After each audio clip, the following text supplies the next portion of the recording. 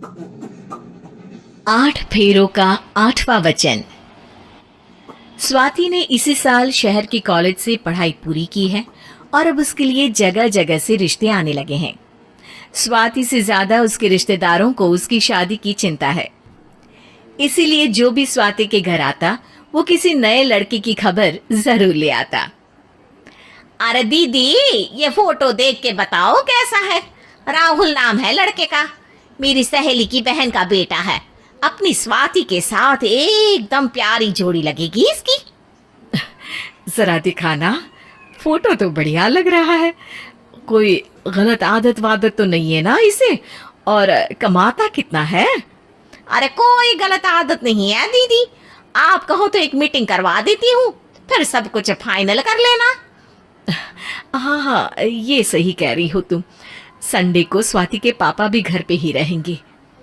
बुआ फिर वहां से चली जाती है और रात को स्वाति की माँ उससे कहती है, स्वाति बेटा, आज कमला बुआ ने एक लड़के की फोटो दिखाई है।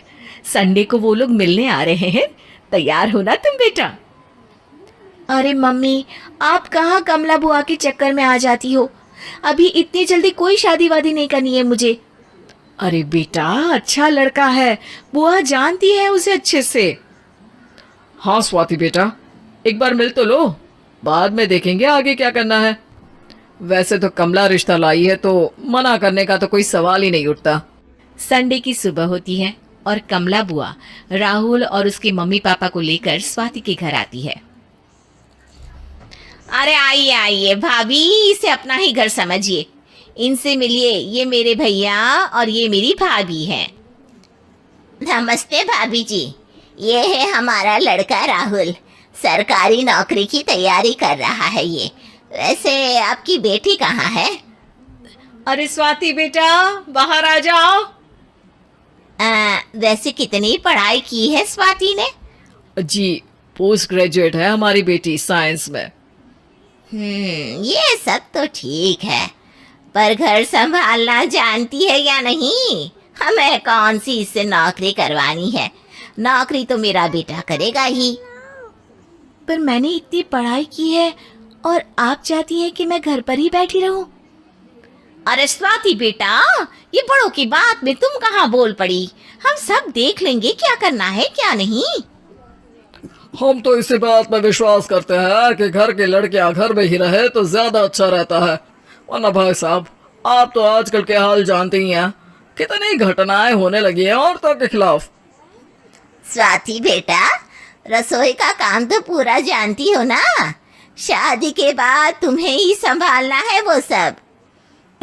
अरे बहुत अच्छा खाना बनाती है ये, आप सब लोग इसकी तारीफ करते नहीं थकेंगे। लो भाई, हो गई मीटिंग, अब शादी की तारीख फाइनल कर लेते हैं, क्यों भैया?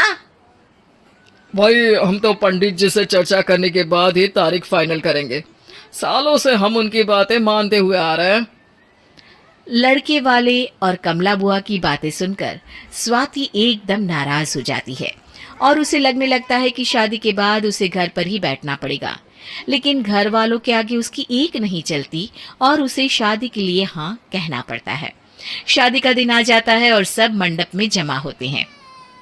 अब फेरों का समय हो गया है, अब कन्या अपने वर से 7 वचन मांगेगी। आप किसी धार्मिक आयोजन में जाए तो मुझे भी ले जाएंगे। आप मेरे माता पिता का भी बराबरी से सम्मान करेंगे, हमेशा मेरा साथ निभाएंगे।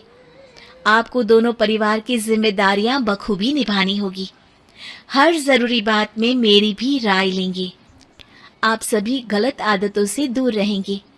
आप मेरे अलावा किसी और औरत से कोई गलत संबंध नहीं बांधेंगे।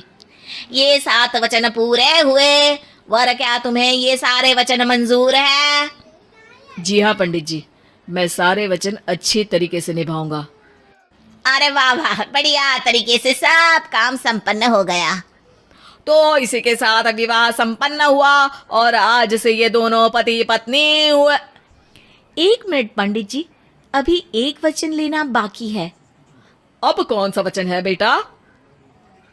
मैं अब हमेशा के लिए किसी दूसरे घर में जाने वाली हूँ, तो पति के अलावा मैं अपने सास ससुर से भी एक वचन लेना चाहूंगी। अब कहो बेटी। मैं ये चाहती हूँ कि मुझ पर किसी बात की कोई पाबंदी नहीं लगाई जाएगी। मुझे सब कुछ करने की आजादी होगी और मैं भी विश्वास दिलाती हूँ कि मैं एक अच्छी बहू बन के दिखाऊंगी। स्वाति की बात सुनकर उसके सास ससुर एकदम चौंक जाते हैं और कुछ बोल नहीं पाते कि उतने में कमला बुआ बोल पड़ती है। अरे बेटा, ये भी कोई कहने की बात है? रानी बन के रहोगी तुम तो। वचन देने से पहले सोच लीजिए, क्योंकि शास्त्रों में वचन ना निभाने वालों के लिए नरक से भी बदतर सजा लिखी है। स्वाति की चालाकी से वहां मौजूद सब लोग प्रभावित हो जाते हैं और लोगों में बदनामी ना हो जाए, इस कारण स्वाति के सास ससुर को उसे वचन देना पड़ता है। और कैसी अपशकुन वाली बातें कर रहे हैं आप पंडित जी? हमें मंजूर है बेटा तुम्हारी शर्त। स्वाति अपनी समझदारी से अपनी बात अपने ससुराल वालों से मनवा लेती है और खुशी खुशी राहुल से शादी कर लेती है। अब से हर शादी में मैं खुद 8 वचन दिलवाऊंगा। ओम मंगलम